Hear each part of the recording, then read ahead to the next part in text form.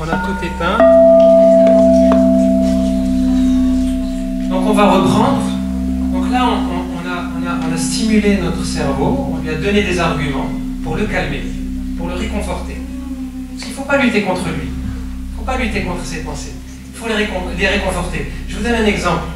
Quand vous avez un enfant qui est en train de faire des bêtises, si vous portez votre attention vers lui, qu'est-ce qu'il fait? Il s'agite plus. Par contre, si vous détournez votre attention de lui, qu'est-ce qui se passe? Il se calme. C'est la même chose dans notre relation avec notre mental, avec notre cerveau. On lui donne ce dont il a besoin pour le calmer. Et c'est pas qu'on lutte pas contre lui. Non, non, on l'aime. Il fait partie de nous. Il fait partie de nous. Mais il n'est pas nous. Il est une partie de nous. C'est ça qui est important. C'est quoi le désastre aujourd'hui? C'est que l'homme s'identifie uniquement à sa pensée. Je suis ce que je pense. Et M. Descartes a fait beaucoup de catastrophes et il a créé beaucoup de, quelque part, de séparation dans notre propre conception du monde. Donc non, non, je ne suis pas que mes pensées. D'ailleurs, quand vous avez médité, il y en a qui ont senti leur corps, leur cœur. Vous avez senti une paix. C'était des pensées? Non, c'était autre chose. C'était des sentiments. C'était des sentiments profonds de quiétude, de paix, d'amour. Donc il y a autre chose que la pensée. Donc maintenant qu'on a nourri notre cerveau, on va essayer d'étayer et d'argumenter dans le sens des scientifiques, comment les traditions anciennes aussi ont perçu ce cœur-là, mais sans microscope et sans grand laboratoire. Leur laboratoire, c'était leur corps. C'était ça leur laboratoire. Et on retrouve, par exemple, le cœur est cité 878 fois dans la Bible moderne. 878 fois. Dans l'Ancien Testament, on décrit le cœur comme une source infinie de sagesse et de connaissance. Dans les traditions amérindiennes, elle nous invite à poser les questions depuis notre cœur pour recevoir les réponses de l'intérieur. Et on retrouve cela chez beaucoup de traditions amérindiennes en Amérique du Nord, en Amérique du Sud. Cette relation, ce questionnement, le cœur a toujours la réponse, que le mental n'a pas. Les bouddhistes tibétains, quant à eux, dans le Vajrayana, décrivaient le cœur comme un trésor caché, aussi grand que l'univers dans son intégralité. C'est beau, hein? Je répète.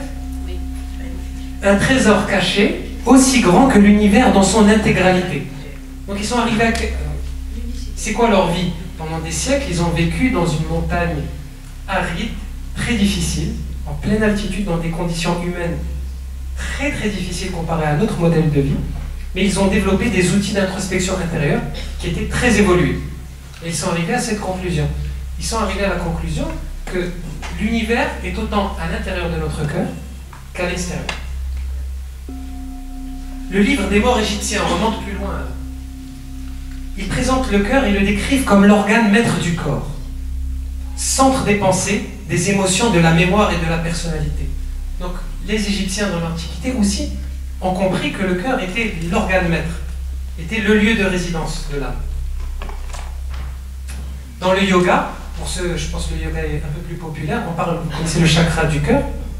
Comment il s'appelle? Anahata. Donc dans Anahata, il y a une énergie particulière. Et dans certains courants de yoga, on dit qu'en activant le chakra du cœur, tous les autres chakras s'alignent.